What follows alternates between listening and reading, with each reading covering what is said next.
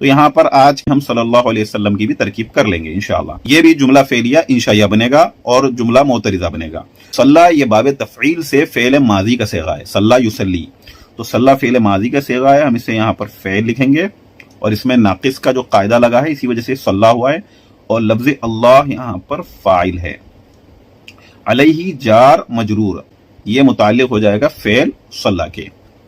تو صلی فعل اپنے فاعل اور اپنے متعلق سے مل کر جملہ فعلیہ انشائیہ ہو کر معطوف علیہ، کیونکہ آگے وہ عاطفہ نظر آ رہا ہے. یہ بھی باب تفعیل سے فعل ماضی ہے. سلم یسلم، تو فعل ماضی سلمہ ہے اور اس میں جو ہوا کی جو ضمیر ہے وہ سلمہ کا فاعل ہے جو لوٹ رہی ہے لفظ اللہ کی طرف. فعل اپنے فاعل سے مل کر جملہ فعلیہ انشائیہ ہو کر اسے بھی ہم معطوف بنائیں گے، کیونکہ پیچھے معطوف علیہ ہے. معطوف علیہ اپنے معطوف سے مل کر جملہ ندائیہ معترضہ ہوا.